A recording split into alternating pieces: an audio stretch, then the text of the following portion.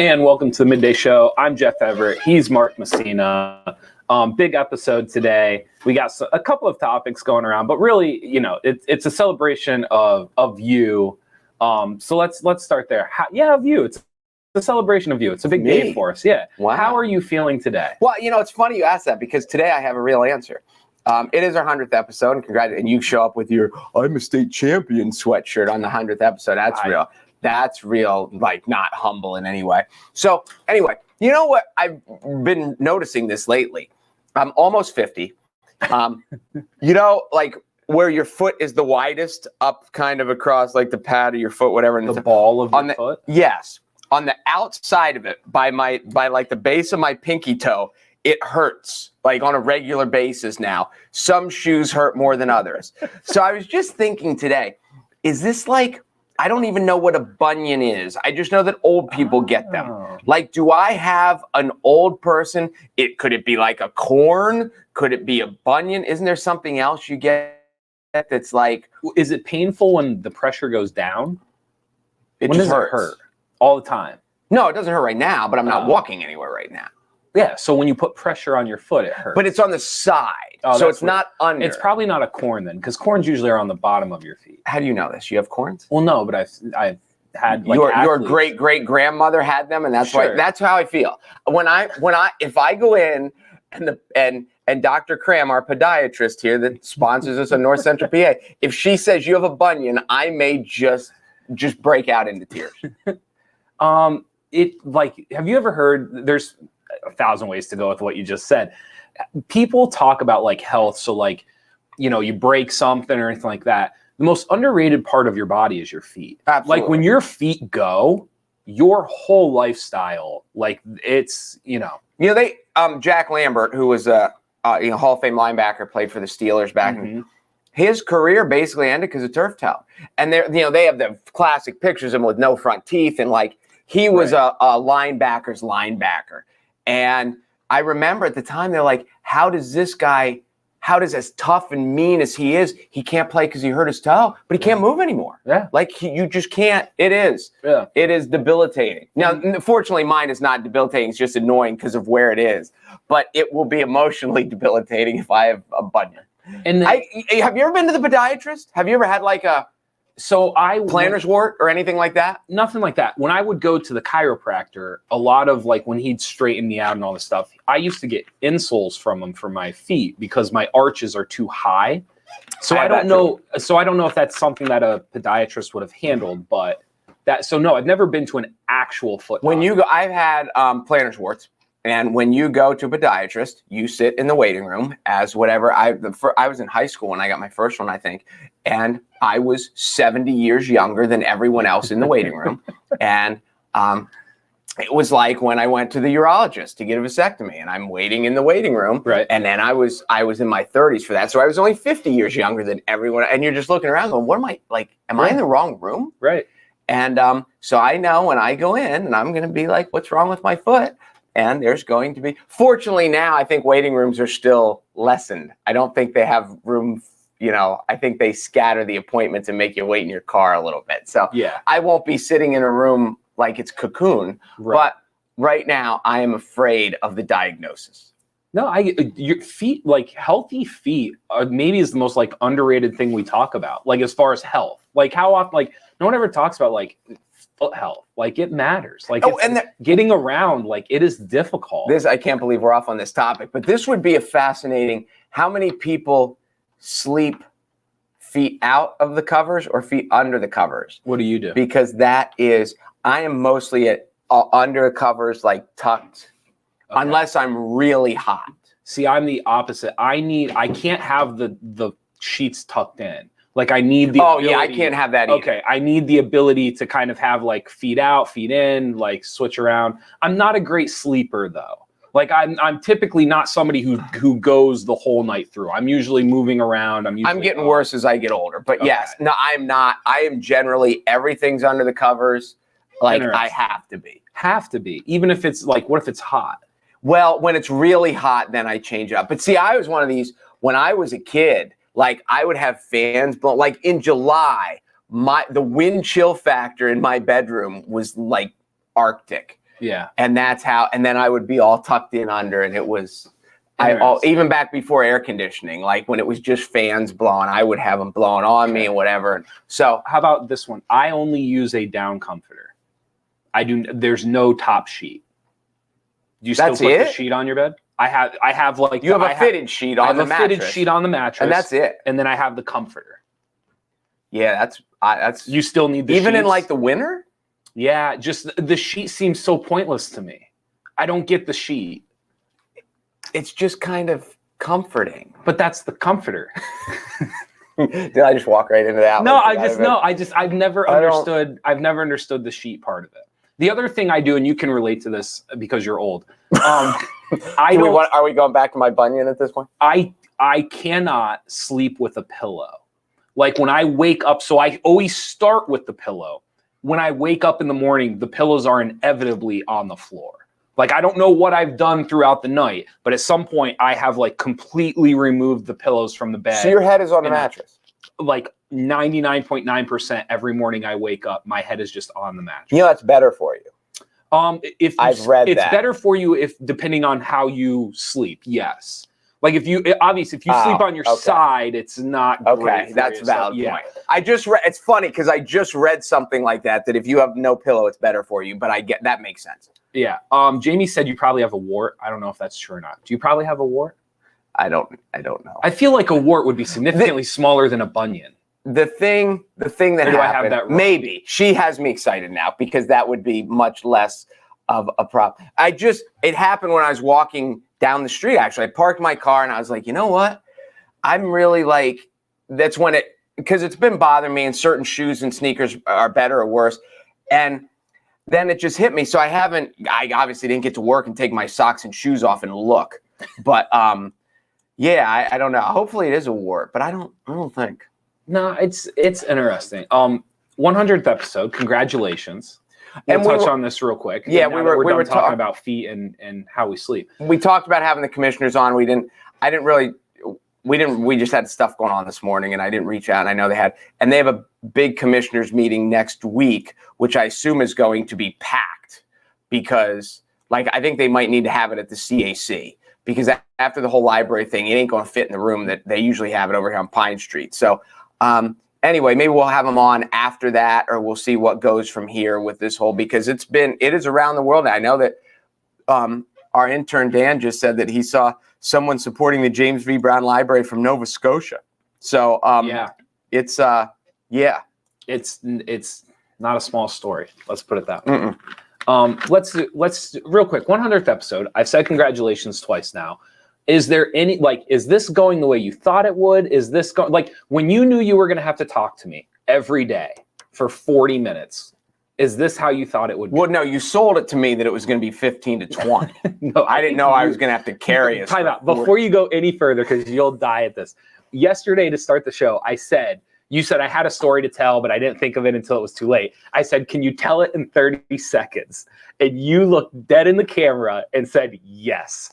Do you know how long it took you to tell that story? Can I tell you? My immediate answer is no. I know the exact number. I'll get back to the end. My immediate answer is no. What was the story about? Your son sitting in my son sitting. Yes. While I'm telling the story, I'm thinking to myself, I gotta be way over 30 seconds. I believe. Hold on, let me guess. Okay. I'm gonna say 2:45. You're a little higher than that. I had 2:13. So when I asked you if you could tell in 30 seconds, and you were like, yes. 2 minutes and 13 seconds. You gotta like the confidence. Like if you're telling a kid, if you check a kid in the game, you're like, can you make this shot? Yes. You want him saying yes. It's easier to apologize after than Yeah, it is funny. Right hand to God, while I'm telling this story, I'm going, I know I'm over 30 seconds. So just the irony of you telling me I was suckered into whatever. Because it was going to be 15 minutes. No, I mean, to answer the question, for me, my favorite part of this is I am so jealous of the graphics and stuff that you've designed. And now I know that, you've explained this to me, you made it, and now you just kind of cut and paste every day. We're just overlaying everything. But it's it is so cool. And with the Wise Markets, then we change, and then the Wise Markets comes everywhere else, and then our names, and it is. We used to plug in graphics until we got in trouble for that, and then we're like, ooh, maybe a lot of these graphics we're not allowed to use. So let's kind of kibosh that. But no, I think it looks really good. You make us look good. Not that we don't look good anyway, but you know. No, I think we could get back at some point to doing the videos. The video thing I thought the video thing was nice. Like, it was nice to have something playing alongside us as we talk. However, I made the the mistake of playing the Run DMC song at the same time. But we didn't even play the music. Well. It was just silently in the background. Correct. You can't do that. There's laws out there that we're just like, whoops. Oops. No, we're learning as we go. Yes. That's really what it comes down to, is we're figuring out what we're capable of and what we're not. When Jeff's like, we were shut down. Well, the best part, and you and I have been laughing about this the last 2 weeks, when we first sat down and talked about this, our number one rule was going to be we were not falling into the political trap. We don't talk politics. We weren't going to talk about politics. We weren't going to talk about anything that was like controversial. We weren't going to do any of it. And in the last month or so, we have completely gone the other way. We stay away. I don't know about that. You and I were talking. Well, and I'll say this, and I know we touched on this yesterday. I mean, like, it's fun that because knowing you and the way that we kind of look at the world and anything, you know, for example, we were watching a video of the last 30 seconds of NBA game last night. And you're watching something that nobody else is watching. That, you know, you're like, this is what I'm seeing. Like, forget about all this. Like, are you seeing? Watch this and watch this. And I think what makes us work is that we try to find things from such unique angles, as opposed to just the typical talking points and just to bludgeon. You know. So maybe we're the only two that find that interesting. That's always possible too. It is possible. It's that time of the year again. I came in and I said to you, like, how awful are graduation speeches? Because I've sat through, it's one of those things, like, when let's start here. When you graduate, I literally had a moment of like, oh, that's my last graduation. Like, I'll never do this again. And then as you get older, what you realize is life is just a continual cycle of going back to graduations every time somebody else graduates. So it's really not your last graduation that you have to sit through. There isn't a coherent flaw in the graduation ceremony, and speeches are a part of it, but it's probably even deeper than necessarily speeches. The whole thing kind of feels like, pompous isn't the word. I don't want to say archaic, but there is something like we're kind of missing the boat on graduation ceremonies. Well, yeah, and I think I can totally understand from the administrative standpoint. It's the end of a long year. Right. You've got to get all this stuff ready. You know, kids are getting good so they can go off to college, and you're trying to finalize. Like, I can only imagine how hectic of a time it is in the school. Yeah. So I can imagine, just like so many other things in life, where you're like, we want it to go. We don't want it to go badly. We want it to be uneventful. You're just trying to get to the summer. Yes, let's just get through this, because every time I go to a graduation, the number one thing that I see is they didn't put a lot of time helping these kids write these speeches, and they didn't spend a lot of time talking about what makes a good speech. And I think at the end of it, when you sit down, I would bet the school administrator say you're right, but they also, on the list of priorities, it's 15 minutes out of an hour and a half, hour and 45 minute, right. And they just don't want them to be bad or controversial or show up on YouTube. They don't care if it's just generic. If it's generic, they don't care that it's as vanilla as possible. Yeah, no, I'm with you. So there's some things that I shouldn't say I've never understood, but there's some things. First of all, they don't need to be this long. They don't. Whether it's weddings or graduation ceremonies or anything where you have lawn chairs in a row and people are sitting in them, shorter is typically better. That is my young life experience that I have gone through. Amen. You know what I've never disliked? A short wedding. I've never walked away from a short wedding and was like, oh, that could have been 10 minutes longer. I felt cheated. No, never. Same thing with graduation ceremonies. I've never walked out of a ceremony that was a little bit shorter and been like, I can't believe they cut that short. Like, what were they were they thinking? I'll tell you, I don't know if I've told this story there. My daughter gave a speech at graduation last year, my oldest daughter.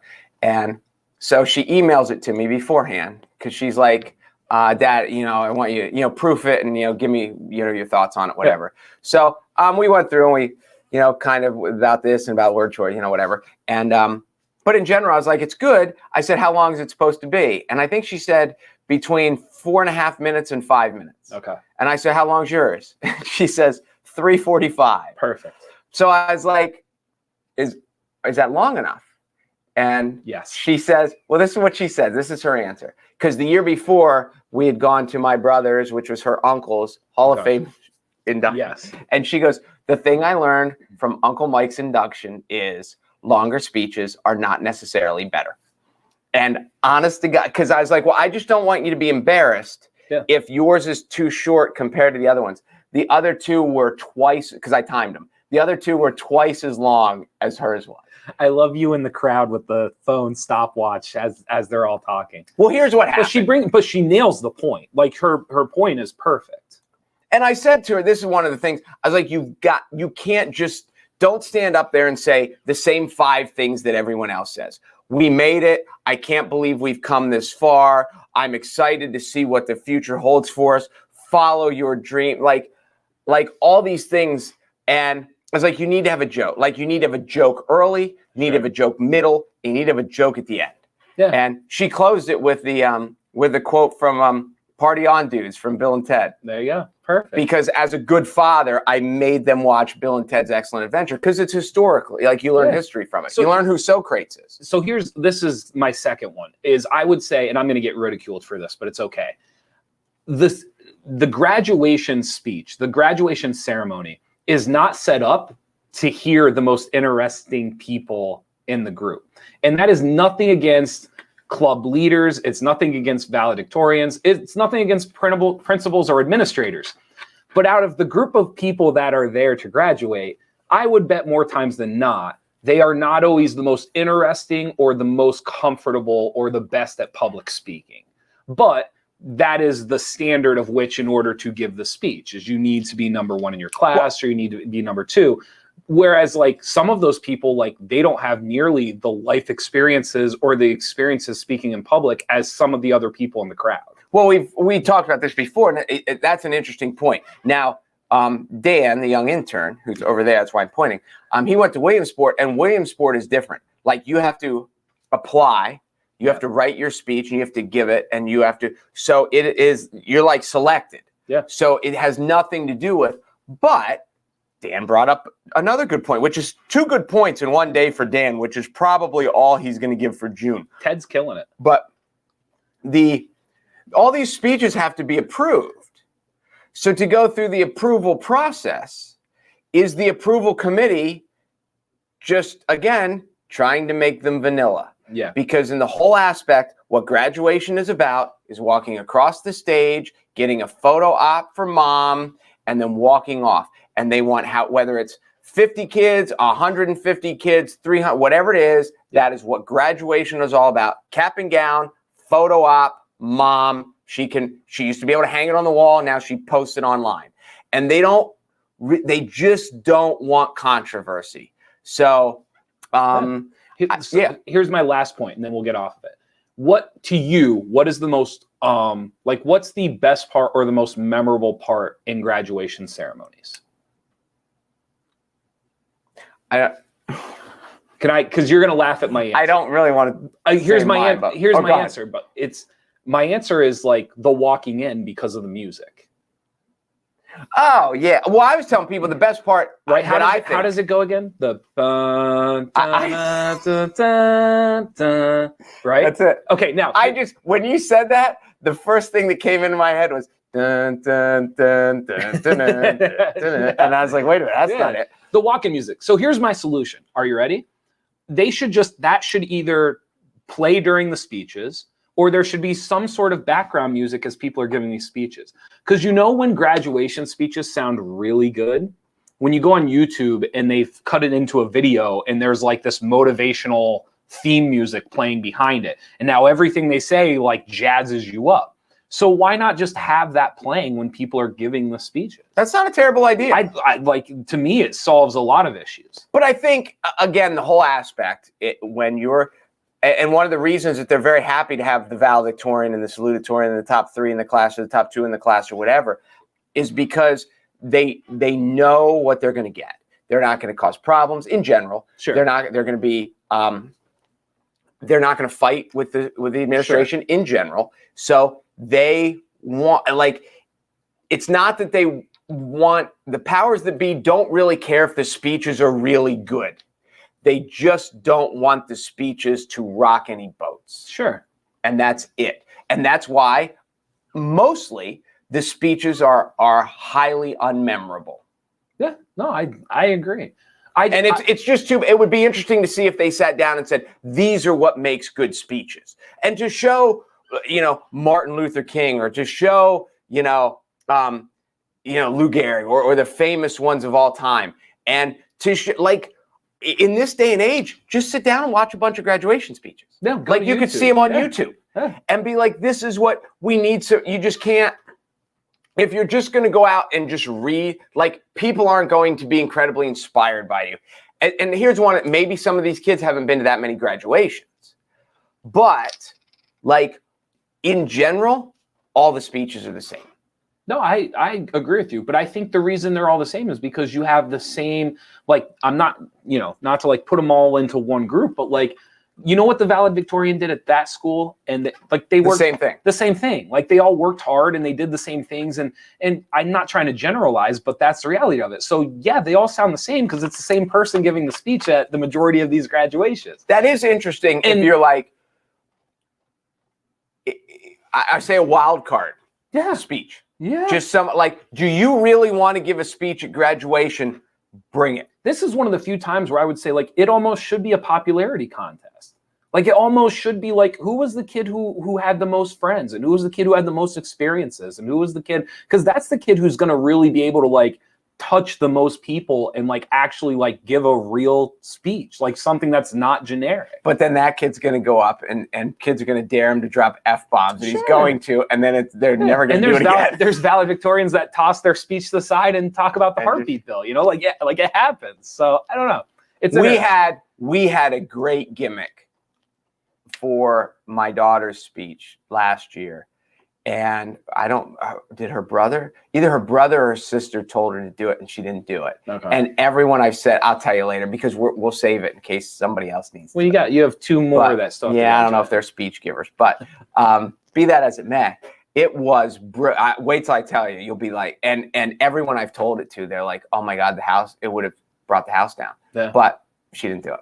Well, it's all right. It's a tough choice. It's one and done. To answer my stupid question, I like afterwards, like walking around on the football field. You see all the people. Yeah, but that's not really the ceremony. No, but to me, that's the best part. Oh, 100%. I could have done that for a half, and I didn't. I have a kid that's a junior, but where you just know enough people there. Yeah, and so that was great. That's the best part. No, I'm with you on that one. Thank you to Weiss Markets. Thanks for being our title sponsor. And be sure to go there for all your grocery needs. Mark's already been there twice today, I'm sure. Not yet, but not yet, not quite. Thank you to Moon and Raven, the Public House. Thank you to Eat and Run Catering, and thank you to the Break Room, who all have $25 gift cards up on the wheel behind Mark. Mark, I think the Break Room is 40, isn't it? In case you were wondering, Mark did pick up the T-shirts. We'll be shipping them out. Fancy smancy. You like them? I like them. I do. I think they're cool. I like the logo. I think the logo's sharp. It's nice to have like a clean white shirt with a sharp logo on it. And they're not like too gaudy. Like, no. I sometimes I hate the ones that like have stuff real big that says like state champion. Look at me.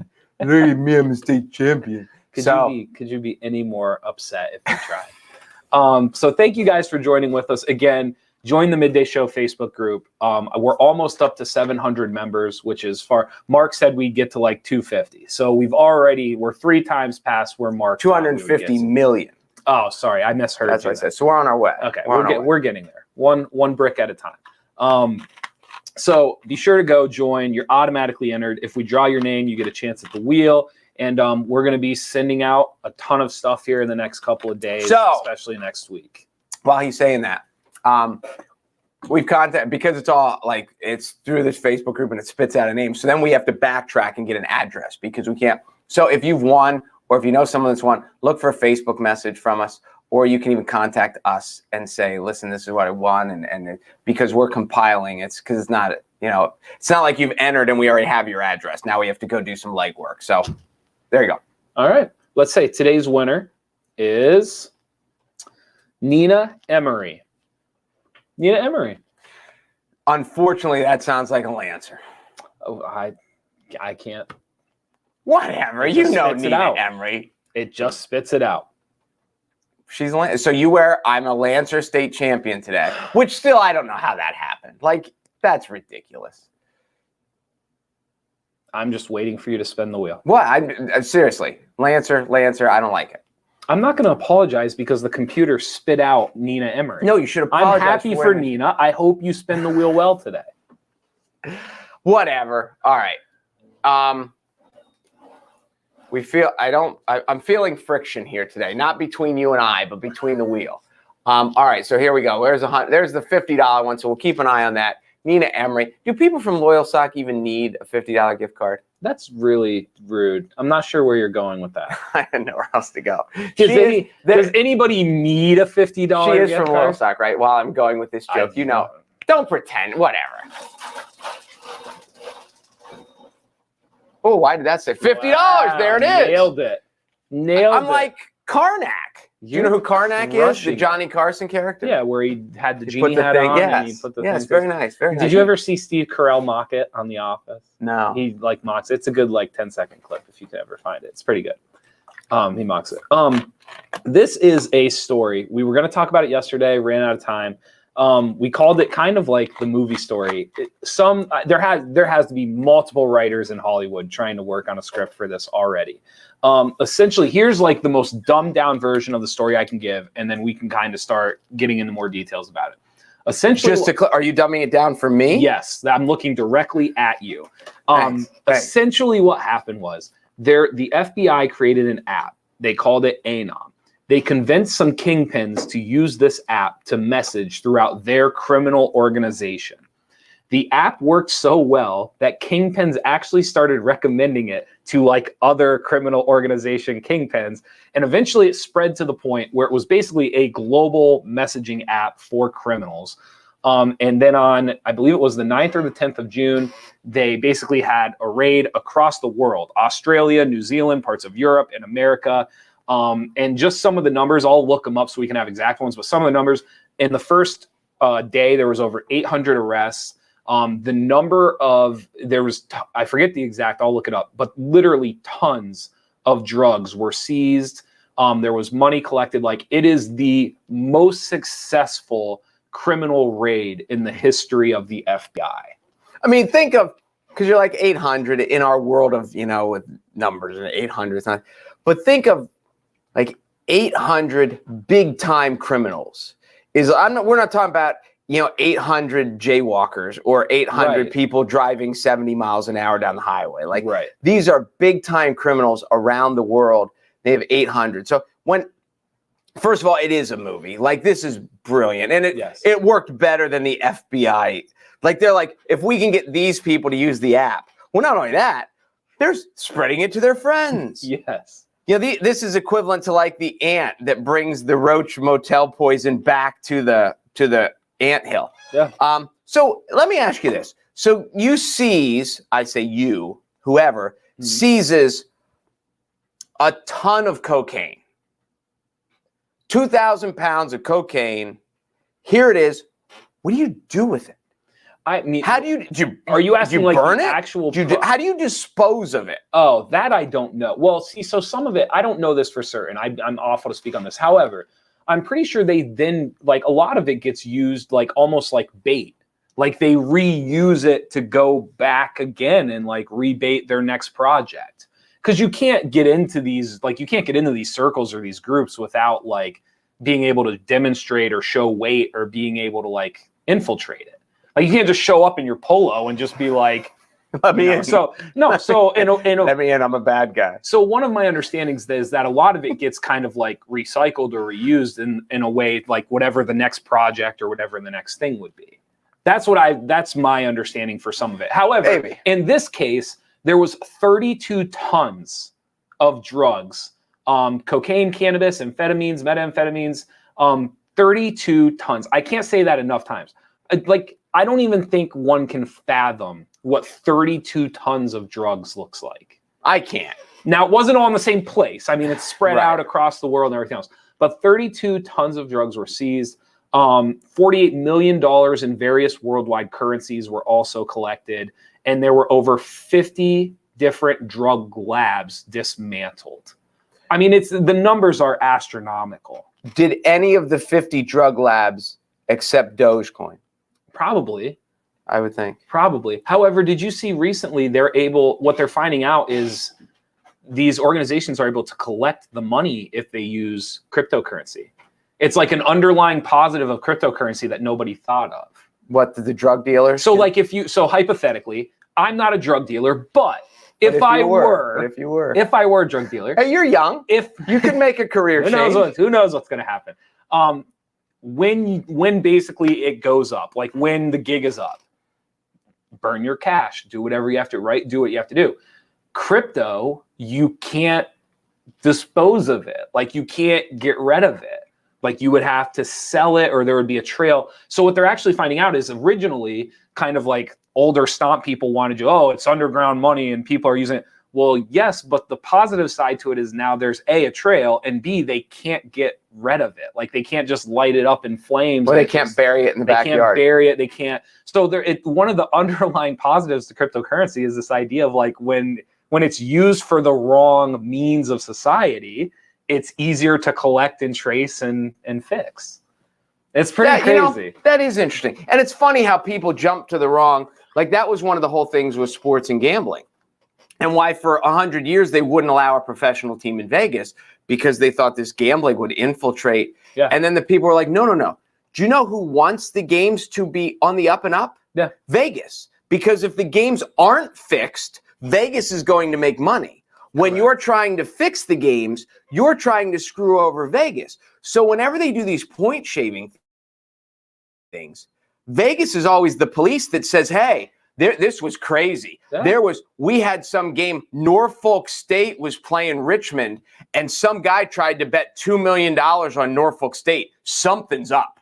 And that's how they all, like Vegas is the watchdog. And people think they're like the slimy, shady guy at the back of it. They're like bankers. They're like, just don't cheat us. Don't rob the bank and we're going to win. Wow. Don't do Ocean's 11 on us and we're going to be rich. Yeah, no, it makes a ton of sense. A couple of things just to end this story. They discovered in over 100 different countries, there were over 12,000 devices that were using the ANOM app, ANOM. So over 12,000 cellular criminal devices were using this app the day they seized. I'm picturing the movie scene where there's some lower level lackey guy who's trying to work his way up, who is given the assignment of just get us some phones and figure out an app we can use. Right. And they're just slapping this kid upside the head. These came from the FBI. It's an incredible story. It really is. So the movie's coming. We don't know when, but it might be a series. It might be a movie. I don't know. Over 100. And the other part too is like over 100 countries.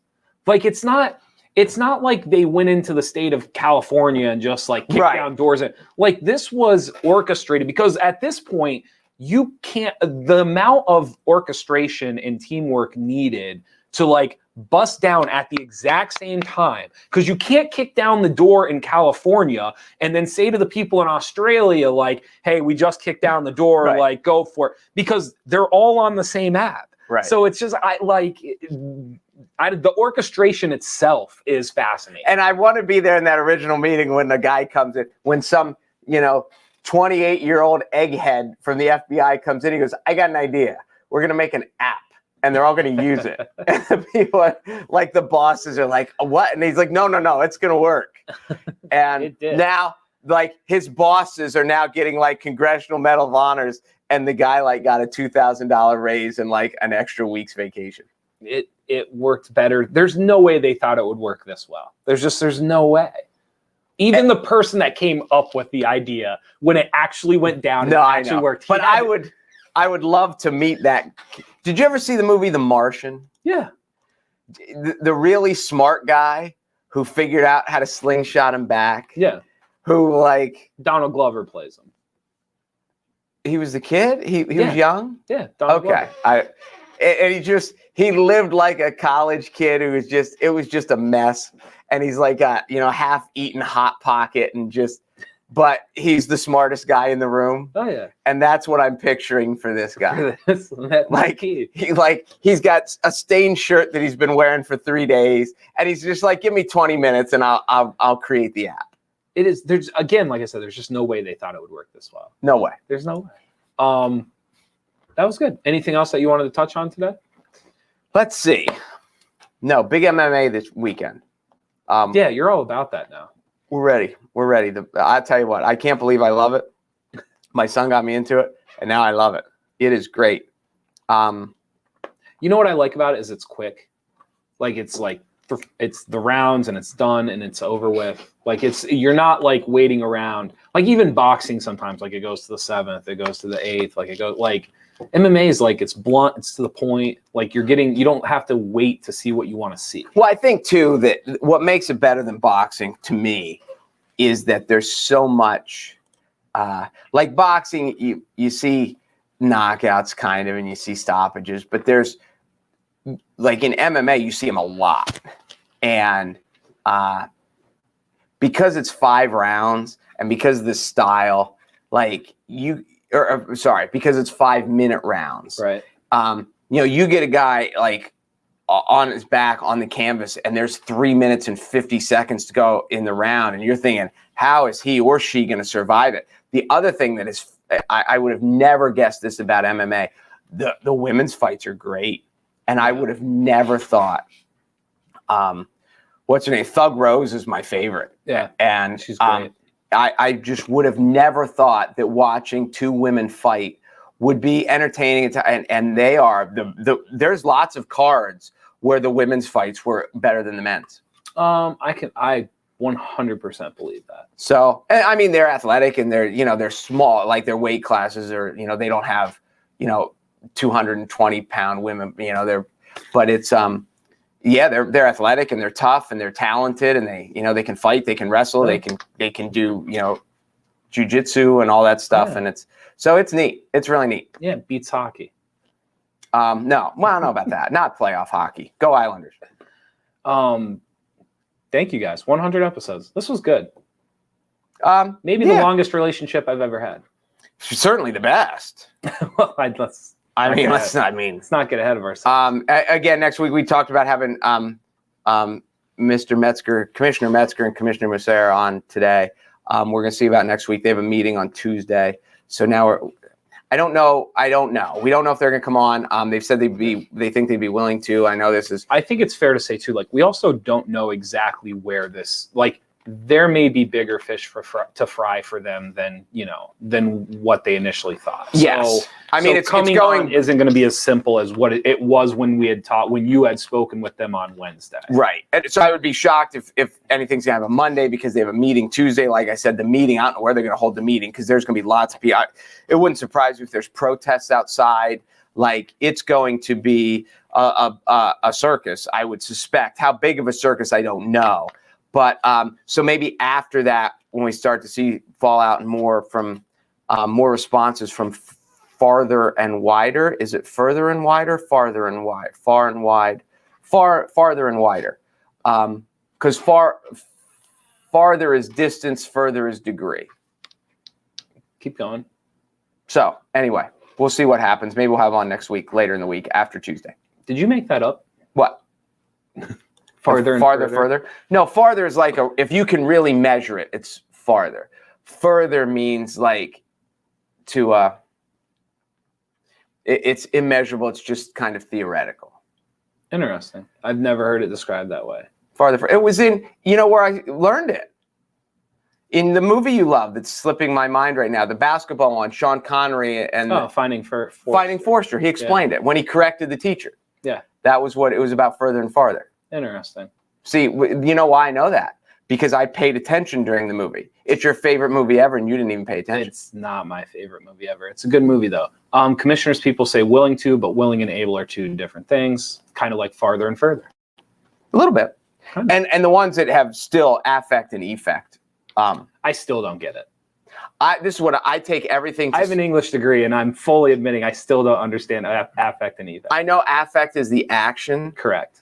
And I know, like, I base everything to special effects. Uh-huh. And I know special effects and effects are the noun, and then I work it from there. Okay. And I try to go backwards into how am I using it? Is it used like this, or is it the other way? See, I think the way you described it is very good, and it makes it very simple. The problem, though, is then once you apply it to the sentence and the context, and then it gets harder to, like, use that line of thinking with it. When I was in college, we had this where it was all those, like, the further, farther, affect, effect, and whatever, and you were learning, and some of them are very easy to learn, and then and they were like trying to explain affect and effect. I'm like, I'm guessing, and I got a 50-50 chance anyway. Sure. So I'm not putting myself through any strain to try to figure this out because those are two I just don't get. I get it. Anything else before we go? Anything for the weekend people should know, people should be doing? I would like to say movie theaters are open again, and I'm kind of craving to get back into one. Like, I have not been inside a movie theater 2+ years. You know what? It's been a long time. You know what I'd be curious to see? What's that? And this may not shock you. The Heights. No, I think it's going to be great. You can get it on HBO Max. You don't have to go if you don't want to. But it's in the theater. It's in the theater. Is it now or is it coming? It's close. I think it's this weekend. Is it this? Wrong. Okay. I think it's this weekend. It's going to be incredible. I mean, I'm super curious. I would enjoy seeing it. But did you see the? He also is putting one out about the creator of Rent, Tick Tick Boom. Wait, the creator of Rent's name is Tick Tick No, that's Boom? what the name of the movie is going to be called, Tick Tick Boom, and it is about the person who created Rent. It's a musical about the person who created it's Rent, a musical about a person who created Rent. No, I didn't know that. Yes, and it's done by basically it's going to be done by the same group of people, Into the Heights and Hamilton and Lin-Manuel Miranda. Yes, him. I always struggle saying it. Well, so what makes that guy interesting? Do we know? Do you know? Supposedly he was a genius. Like the way like you hear people talk about like they smell colors and like noises have colors and stuff. Apparently this guy like would just literally produce things in his head. Like he just saw things so differently. He was Mozart-ish. Yes. Like he was able to like see things in a different light and in a different color and tones, and just like things made rhythms to him that just you and I don't even like. Oh, I thought you were going to say just like you and I. No, not just like you. No, different than us? Yes. Better than us? Is that what you're saying? I've heard Cruella is really good. Have you know the Cruella movie? Yes, I knew it was out. I've heard Cruella is really good. I've also heard it's really long. I've heard it's maybe like 20-30 minutes too long. Okay. But I've heard it's good because I think it's over 2 hours, which for a Disney movie, even for a remake, like a live action. But it's not a 101 it's not a Dalmatian. Oh no. It's about her. It's not a cartoon. There's barely any dogs in the movie, right? It's not your typical like Disney. Is it scary? I don't know if it's scary. Am I going to be up all night? I don't know, we'll have to ask Chris. I don't know if it's scary, but it is like, I have been told that it is like the Disney Joker. Like it's like, it's a little dark. Ooh. It's a little dark. It's a little too long, but in the end, like the performance makes it work. Who is Cruella? Emma Stone. Oh, I love Emma Stone. I think I'm getting that right. It's Emma Stone. I love Emma Stone. You don't like Emma Stone? I like her. I just don't like. I think people think she's like this top tier, and I don't really get it. But I think she's great. Like I enjoy. Anytime she's in a movie, I enjoy it. Like I've never walked out and been like, "Oh, she was awful."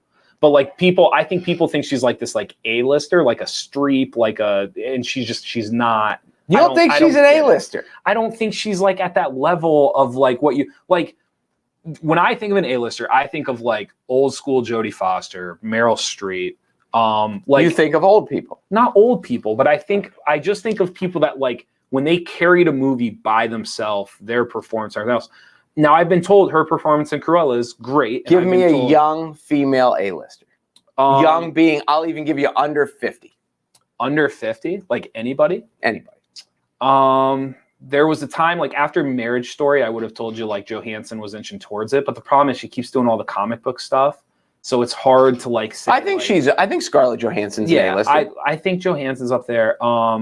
Amy Adams, however, her last Netflix movie was awful, but Amy Adams. I think Amy Adams would be an A-lister. I think Emma Stone's great. I'm not saying she like. You don't think she's in the Amy Adams category? I think if you gave her the same materials, like if you tried to get her to do some of the stuff that Amy Adams and Johansson, like if you tried to put her in Marriage Story, like if you tried to put her in what was the one Amy Adams did, not Invasion, it was Arrival. Like if you put her in those roles, like I don't think she can like reach. I don't think she has like the oomph to really do it. Now listen, you can add a yet to that. She's the youngest out of the people we're talking about by far, but like she couldn't do those roles. Not those like real dramatic, like you're in it. Like she's not quite there yet. But I think she has a down home sense to her that Scarlett Johansson doesn't. Correct, but that's not what I'm looking for when I'm watching Arrival or Marriage Story or any of the other ones we're talking about. But when you're watching an Easy A, like Scarlett Johansson can't do it. No, and I don't want Scarlett Johansson Easy A. I want Emma Stone in Easy A. That's what I think Emma Stone's at her best. So again, it's not like if you're going to do A-list material, like you got to, and some of the stuff Emma Stone has done, like I love Crazy Stupid Love with Gosling and so. But that's not like an A-list material. But you only love it because she's great in it. No, but she's great in it. But it's not an A-list movie. What is more A-list than Easy A? No, absolutely not. I see what you did there, though. What about La La Land? La La Land was good. Him and I talked about. Oh yeah, we love La La Land. We do. We love La La Land. But again, it's a musical. It's a little like La La Land, like cheap. It's not cheesy. What's the word I'm looking for though? There is a theatrical aspect to it where like I wouldn't consider La La Land like a serious drama. No, I agree with you. 2 straight hours you're just plugging through dialogue because it's a musical. It's more theater than film. It's broken up. You're not just carrying it for 2 hours with dialogue that you have to dramatically express the story. I can't believe you don't think Emma Stone. Do you think Natalie Portman's A-list? But this is the part you're making it sound as if like I don't think she's good.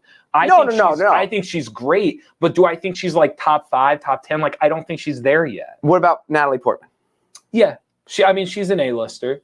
But again, to your point, like would I want Natalie Portman like in Easy A or like La La Land? Probably not. But again, it's about what material can you do. If you can't do A-list material, I don't know if I can call you an A-lister. Why wouldn't La La Land be A-list material? It won the Academy Award for 3 minutes. For 3 minutes. They also won the Academy Award because they also didn't know what to do with it. That's which is a whole it won the Academy topic. Award because it was great. What's that? It won the Academy Award because it was great, even though it didn't win. I love La La Land. Does that mean it took second? Do we have an official? Probably not. Do we assume it took second? It doesn't mean it automatically took second. Just because La La it Land accidentally got called doesn't mean it took second. Emma, I'm on your side. I'm on her side too. So I want a list of your top 10. So I can't believe she's right. How about who is Katniss? Who played Katniss? Jennifer Lawrence?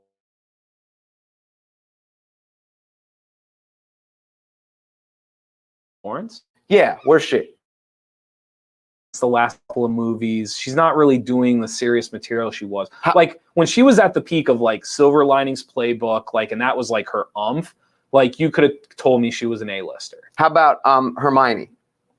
No, she's not picking the right stuff. She's got other things she wants to do. She's got way too. Dude, she's doing so, and not that actresses and actors aren't important. She's doing things way more important than worried about being an A-list actress. She's not there. She's just not devoting her time to really being like an A-list actress, which is fine. I think Dan has something to say. Ryan Reynolds. I love Ryan Reynolds, A-lister all the way. Maybe the most underrated actor of our generation. Of all time. He's a peacock. You just got to let him fly. All right. Oh my gosh. Now that's gone off there. I'm surprised, like, because what I'm so shocked by is I think she's like a solid B, high B, and you just seem kind of like that's not possible. Like to you, she's an A-lister. Yes. Interesting. And I I mean, I get that she can't do. I don't want to say she can't do. There's obviously roles that she's not right for, and the other people that are right for. But she's been so successful, and she's made so many good things. And if you make a short list, she has to be top 5. I don't see how Amy Adams would be. I don't see how Amy Adams goes in and she doesn't. I think if you and I sat down, like if we actually had like a comprehensive list and we started like trying to divvy it down, you would have a hard time getting her in top 5. If you put her at 10, I'm not going to dispute you because, like I said, I think she's high B. Like but she's not one of the top 5 actresses we have right now. She's very good, and she could. Like that's the insane part is we're having this conversation. She is by far the youngest person we have mentioned. So it's not like by far. I think so. So it's not like I'm sitting here and like saying like she'll never get there, or like she can't do it. I'm just saying based off now, again, I may go watch Cruella this weekend and all of a sudden I come in and I'm like, she was pretty fantastic. I don't know. All I know is where she's been at before and what she's done. I think there's probably people that are more prepared and better for that A-list material than she is. And maybe this is just the stereotype that I give to her just from appearance, just from like, it seems like her persona. I think of all the ones that we named with Scarlett and Amy Adams and Natalie Portman, like to sit down on the couch and have a easy, real conversation within 30 seconds, I think Emma Stone would be the first one I think could pull it off. Yes, but maybe that's why she's appealing. Yeah, I don't disagree with that at all. I find her extremely appealing. And the other thing, like you said, like there's almost nothing she's done that you haven't enjoyed. I 100% agree. Like there's very few things she's done where I walked out and I wasn't like, that was really good, or she. So maybe, yeah, I mean, maybe I'm overrating the fact that I think she's the most normal of those people. I agree with you in the sense, for me, she's by far the most relatable. By far, better word than normal. Without a doubt. Like if she sat on this couch right here, like she would be the most common. But the problem, like, you want to put her top 5. I love the Zombieland movies, but the Zombieland movies are exactly where she thrives. And if that's where you thrive, I don't know if you're ever an A-lister. Is like, Woody Harrelson A-lister? Probably not. He's probably like 5B. See, you have weak standards for A-lister because how many people can be an A-lister? To me, an A-lister, you're top 10, probably top 5. Like there can only be 5 or 10 A-listers. You can't have 25 A-listers. Why? Because then there's 1,000 actors and actresses. Yeah, but then you're getting away from it. You don't think Woody Harrelson is A-list? No. There's no way there's not 10 people that are a better headliner, better actor than Woody Harrelson. He's great. He's not that high. And sometimes it's not about your abilities, it's just about who's ahead of you. Because now you're not getting the opportunity for those billings that you would have gotten if they weren't around. It's like market correction. I think you're crazy, Woody Harrelson. Do you know how many good movies? Yes, he's great. Again, like you keep acting as if I'm saying these people aren't good. You are asking for the cream of the crop. Like if the aliens came down and they said, give us your 5 best, give us your 10 best. And what I'm saying to you is I don't think Emma Stone and Woody Harrelson would end up with the aliens. I think they'd still be down here with us. What about Emma Stone's performance in Birdman? Yeah, she was good. Yeah, that was. But I'd have to remember. It was good, but it's like Dan's talking off camera. Dan said, "What about Emma Stone? What about Birdman?" But that wasn't her movie. No, Keaton. That was a Keaton movie. Like if you take Keaton away from that, I don't even know if we're talking about Birdman. Like I don't even know if it gets nominated. Okay, how about this? Isn't an A-lister someone who at the biggest party in the world, they walk to the front of the line and they open the door and let them walk right in? Yes, but it depends. And there's no party that Woody Harrelson doesn't get in and Emma Stone don't get in. I don't disagree with that. Unless you invite if everybody on the planet showed up to that party, they're not, because there are people ahead of them on that list. So I get what you're saying. If they're just going to a downtown Hollywood party, like, yes, no one's telling Woody Harrelson or Emma Stone to go home. But my point is, like, if everybody's going to that party, like, are they 11th in line? Are they 12th in line? Like, yes. There are people that are ahead of them. I mean, I don't know. I guess. And you're right. The whole semantics comes down to how long is your A-list. And that's a very valid point. Yeah, for me, like, I think I've always thought of it this way. there in a given year, there are 52 weekends. Did I get that right? Did I diff the calendar? You're good. If there's 52 weekends in a year, can you headline 2 or 3 of those weekends? Like, do you twice a year, do you headline the weekend? And like, for me personally, like, I don't think Woody Harrelson's headlining 2 or 3 weekends out of the year. Like, I don't think Emma Stone's headlining 2 or 3 weekends out of the year. Now that could change. Like she's doing it with Cruella right now.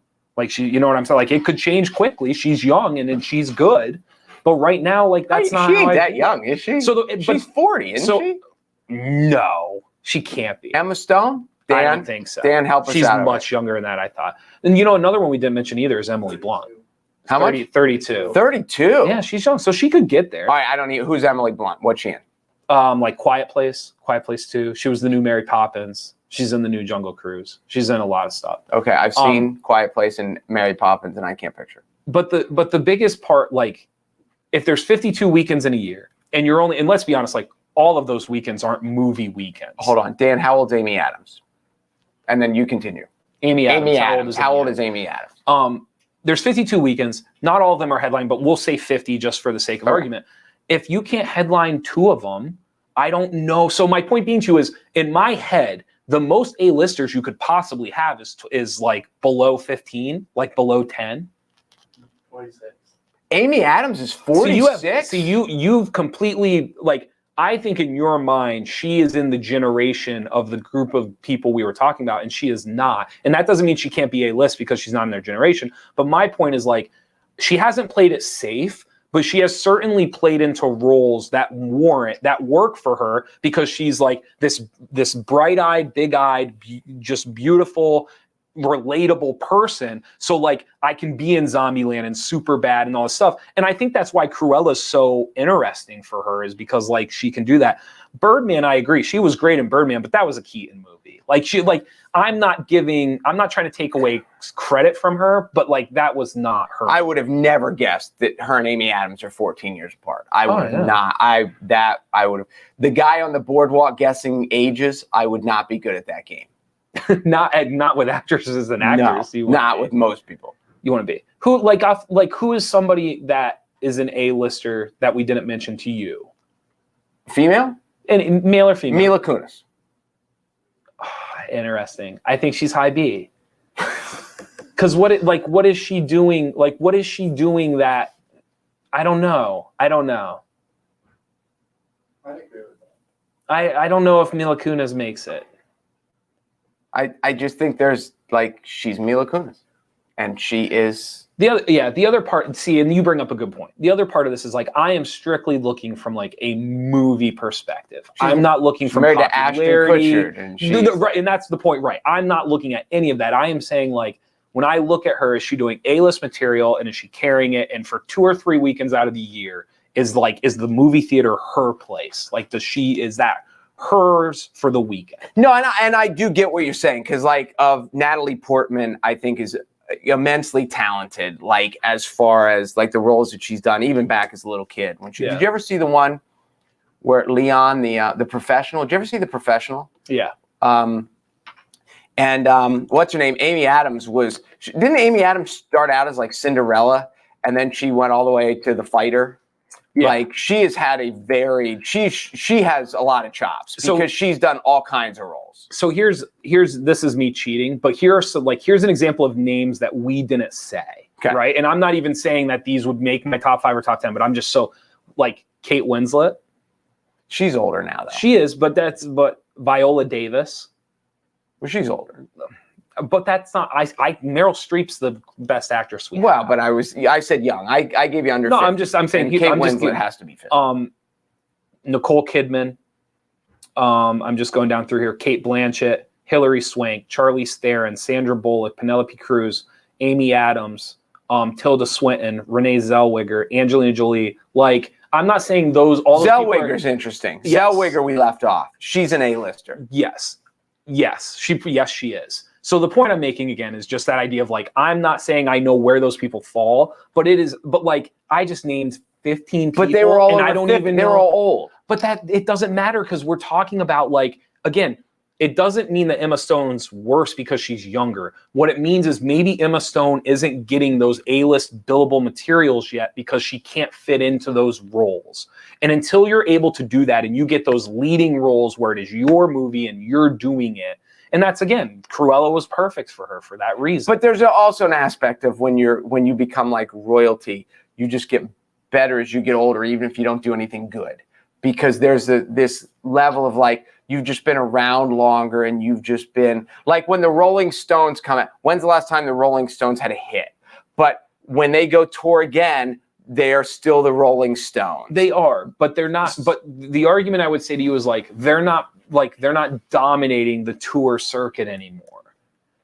So yes, they were an A-lister at a given point or a given time. And those old people aren't dominating the circuit anymore. But on any Emma Stone is. But I think that's the point I'm making to you is like, I don't think she is yet.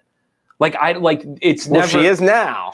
This with Cruella, I mean, will. She's crushing it. Yes. So if she does Cruella, and then I don't know what she has next on the docket. You don't think she crushed it? You don't think La La Land crushed it? Like I think it was good, but again, like I love La La Land. Ryan Gosling.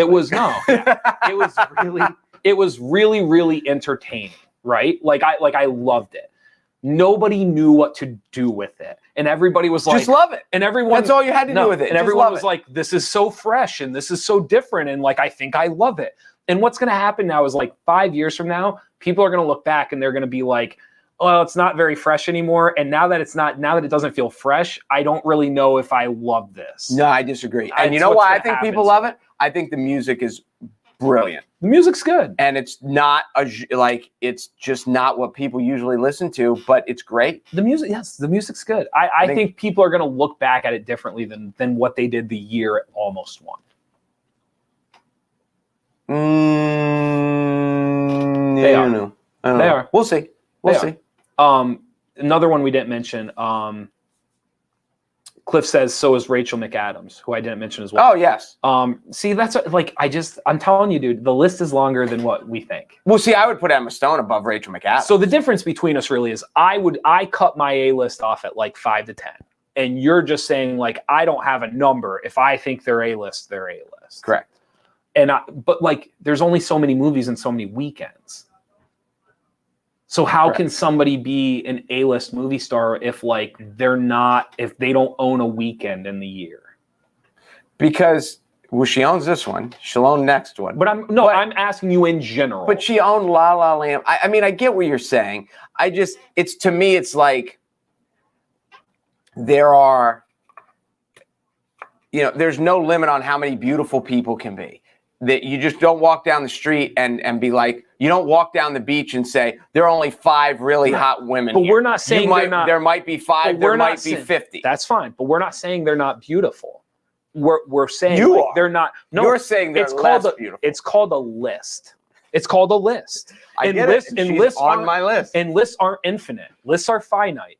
Like whether you run out of numbers or you run out of paper or whatever reason, lists are finite. And so what I'm saying to you is just because we walk out on the beach, it doesn't mean that I don't think they're beautiful. It means that like we are making a list and there's only so many. And your list is too short.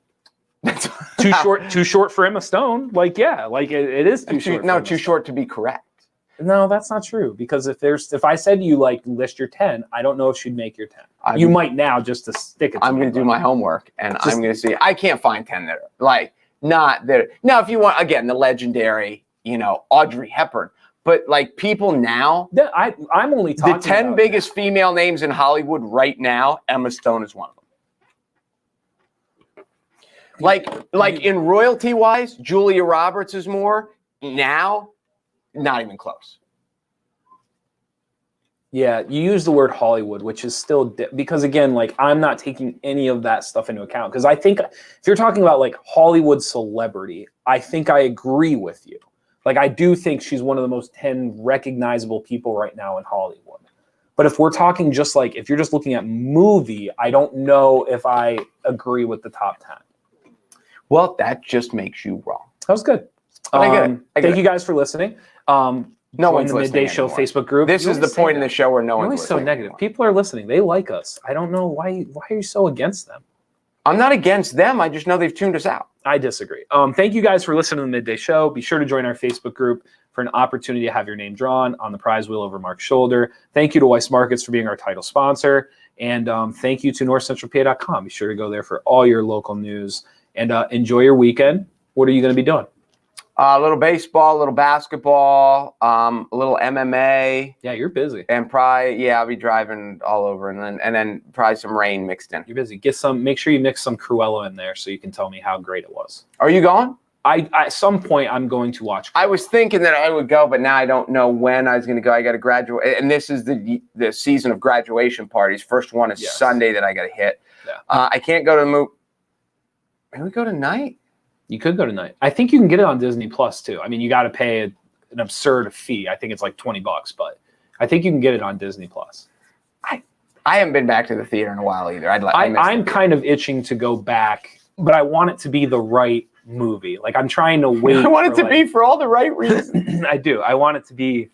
It doesn't have to be like the biggest deal in the world, but I want it to be something. So when your girlfriend says, "Let's go to the movies and watch Cruella," and you're like, "Nah, I just don't feel this is right." I want to be a fly on the wall for that conversation. I will tell you, we had talked about going to see Hamilton for a long time, and we talked about it, and then finally the original cast announced that they were leaving, like they weren't going to be doing it anymore.